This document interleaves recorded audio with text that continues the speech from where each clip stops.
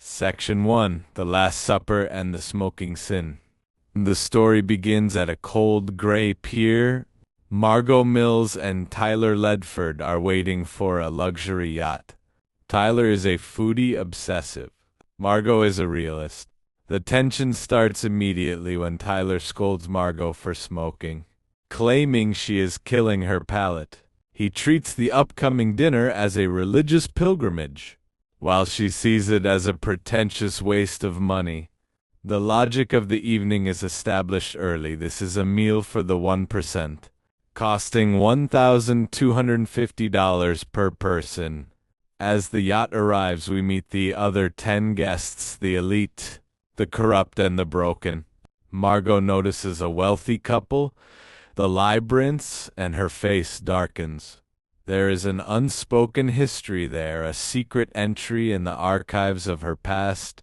They are headed to Hawthorne, a private island that serves as a culinary fortress, ruled by the legendary chef Julian Slowick. Section 2: The Fortress of Hawthorne. Upon landing, the guests are met by Elsa, the chef's cold, robotic right hand. The island is a self-sustaining organism. Elsa shows them the gardens, the livestock, and the smokehouse where meat ages for exactly 152 days. The logic here is total control. Every leaf, every grain of salt, and every human life on this island belongs to the chef. Margot feels the claustrophobia immediately, while the other guests marvel at the exclusivity. Margot notices the staff's robotic precision. They don't look like employees. They look like cult members. Tyler, meanwhile, is in a state of euphoria, trying to impress the cooks with his knowledge, unaware that he is being studied like a lab rat in a cage. Section 3: The Breadless Insult. Inside the restaurant, the walls are glass facing the black ocean. Julian Slowick enters the room with a thunderous military-style clap. The room freezes. He tells them, "Do not eat, taste, relish." The first courses are high-concept art, but the tension spikes with the breadless bread plate. Slowick gives a lecture on how bread is for the common people, and since these guests are the elite, they don't deserve it. He serves them only the side oils and dips. It's an open insult to their wealth. The business partners are outraged, demanding bread, but Elsa denies them with a chilling whisper. Margot refuses to eat. She sees through the great deception of the fine dining experience. She recognizes that Slowick isn't cooking for them. He is punishing them. Section 4: The Tortilla Archives. The third course, memory, is where the evening turns psychological. Slowick tells a story of his father's alcoholism and violence. He serves tortillas, but they aren't normal, using a laser engraver.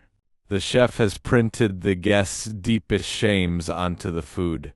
The restaurant critic sees the names of the restaurants she destroyed with her ego. The businessmen see their fraudulent tax records. Richard Librant sees a photo of himself with another woman and his court.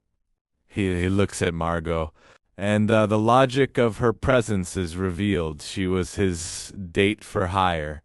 The archives of their lives are now literally on the table, and the guests realize this isn't a dinner, it's an interrogation. Section 5: The Messy Death of a Sous-Chef.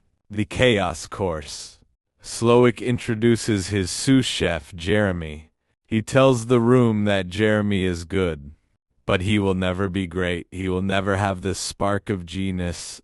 In a horrifying display of the chef's absolute power, Jeremy shoots himself in the head in the middle of the dining room. The silence is deafening. Tyler, blinded by his obsession, continues to eat, praising the bravery of the presentation. The other guests scream, realizing the blood is real. This is the moment the great deception falls away entirely. Slowick calmly explains that everyone in the room is going to die tonight. The island has become a tomb, and the menu is their eulogy. Section 6. The Hunt and the Choice. The chef turns his attention to Margot. She is a wild card. She wasn't supposed to be here. She is a service worker, just like the cooks. Slowick gives her a choice. Die with the guests, the takers, or die with the staff, the givers. While she weighs her fate, Slowick initiates a game. He gives the men a 45-second head start to run into the woods. It's a ritual called man's folly. The staff hunts them down like animals. While the men are being captured, the women stay in the restaurant, discussing inevitability of their deaths. The logic of the evening has shifted to pure nihilism. There is no escape from the island. There is only the order of the courses. Section 7. The Secret in the Cottage. Margot is sent by Slowick to fetch a barrel from the smokehouse, but she breaks into the chef's private cottage instead. Inside, she finds a shrine to his past. She finds a photo of a young, smiling Julian Slowick as employee of the month at a cheap burger joint. This is the archive of his lost soul at time when he actually loved to cook. She is confronted by Elsa, who is jealous of the attention Margot is receiving. A brutal fight breaks out, and Margot is forced to kill Elsa in self-defense. This act of violence cements Margot's status. She isn't a victim. She is a survivor who understands the logic of the kill. Section 8. The Humiliation of Tyler. Back in the restaurant, Slowick exposes Tyler's ultimate betrayal. Tyler knew about the mass suicide. He knew everyone would die. But he brought Margot anyway because the chef doesn't serve individuals. He used her as a human ticket to a meal. Slowick then mocks Tyler's foodie ego, forcing him to cook in front of everyone. Tyler fails miserably. His masterpiece is a disgusting mess. Slowick whispers into his ear, and Tyler, broken by the realization that his idol despises him, goes into the back room and hangs himself. The archives of Tyler's obsession end in a silent, pathetic loop. Section 9. The Order of the Cheeseburger. Margot realizes how to beat Slowick. She uses his own logic against him. She claps her hands, stopping the room. She complains that she is still hungry, and that his food is soulless and too intellectual. She tells him she wants a simple, real cheeseburger. For the first time, Slowick is genuinely moved. He goes to the grill and cooks with a passion we haven't seen all night. He makes a classic, greasy, perfect cheeseburger.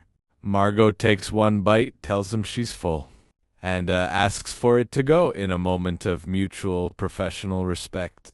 Slowick allows her to leave. She is the only one who found the exit through the chef's heart. Section 10. The Human S'more. The finale. As Margot escapes on a boat, Slowick prepares the final dessert, s'mores. He covers the floor in crushed crackers, drapes the guests in marshmallow capes, and gives them chocolate hats. He tells them they have become part of a masterpiece.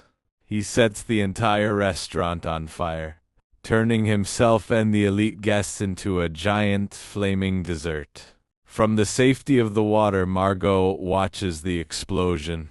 She unwraps her to-go bag, takes a massive bite of the cheeseburger, and wipes her mouth with the menu. The archives of Hawthorne are burned to ash, but she is the only one who walked away fed.